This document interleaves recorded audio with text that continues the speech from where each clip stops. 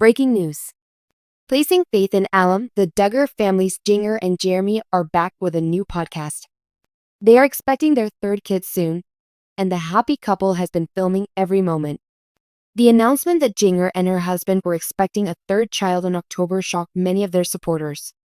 The couple has been keeping fans in the loop on all things Evangeline and Felicity related, including their impending baby. The two have a hard time getting along with one another's relatives, however, as Jinger acknowledged in her most recent vlog. Read on to find out the reasons. Jinger recently posted a video on social media showing her holding a real copy of her book, in addition to their podcast.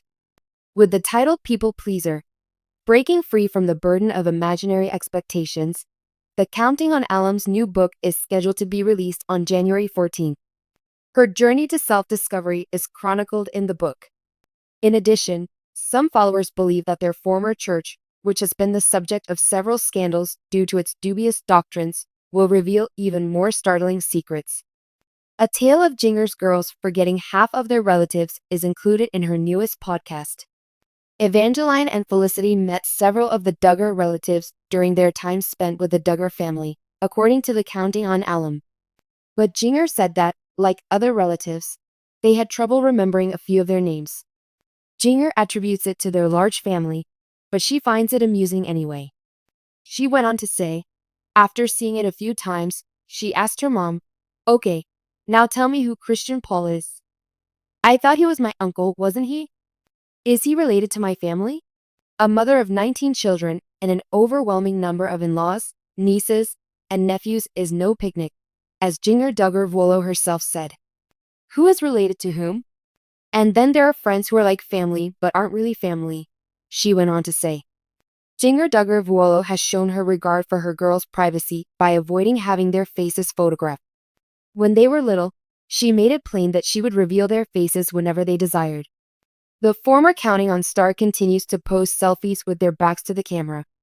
Johannah featured Jinger's birthday bash in Arkansas on her Instagram stories, where they made a recent appearance. Felicity and Evangeline are shown interacting with their relatives, both talking and playing. Famous former Counting on star Jinger Duggar recently spoke up about a problem that many parents encounter: teaching their kids to keep track of relatives. Felicity and Evangeline, her kids, have a hard time keeping track of all of their many Duggar relatives, as she said in an honest way. The unusual dynamics of being part of such a notoriously huge family are illuminated by Jinger's comments, which provide a window into her own family life. Anyone who has seen 19 kids and counting or counting on knows how big the Duggar family is.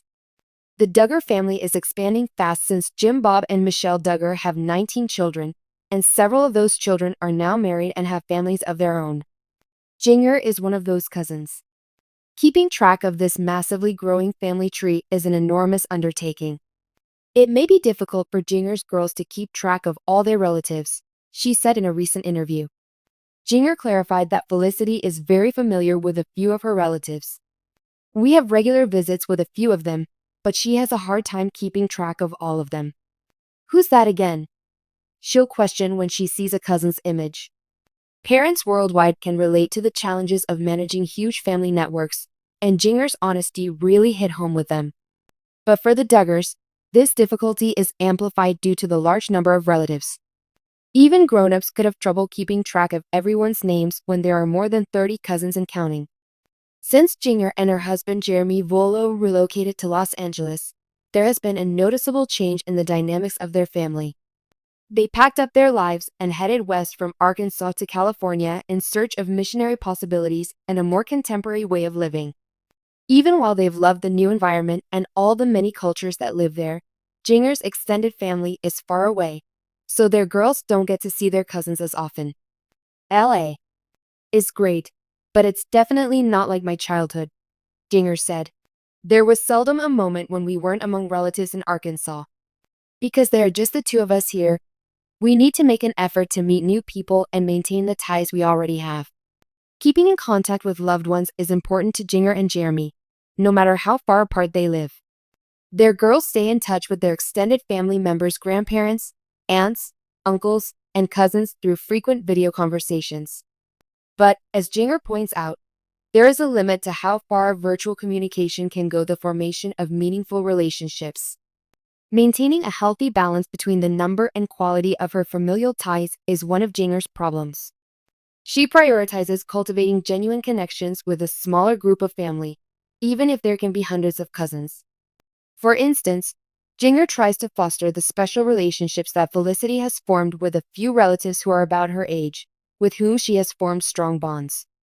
I believe it's great for kids to have tight ties with their family, but it's okay if they're closer to certain relatives than others, Jinger remarked. Even if we can't see everyone all the time, we want to create memories that are special and lasting. Jinger, who came from a large family and regularly had dozens of people around for dinner, has changed her outlook and is now approaching things differently. She has just become a mom and is realizing the importance of quality over quantity in her connections with her children and extended family. Many parents may relate, especially those dealing with the challenges of mixed families, extended families, or friends that are like family. Jinger has been more forthcoming about her personal life since leaving reality TV, and this includes details about her family. Becoming Free Indeed, her book, detailed her struggles to come to terms with her childhood's rigid religious upbringing. Her admirers love her for being open and vulnerable with them, and she has won their hearts by sharing her changing views and parenting ideas. The significance of providing her girls with a well-rounded upbringing is something Jinger has spoken out strongly about. After Jinger's own childhood was marked by relentless public scrutiny and camera attention, she and Jeremy have decided to provide Felicity and Evangeline with a more secluded upbringing.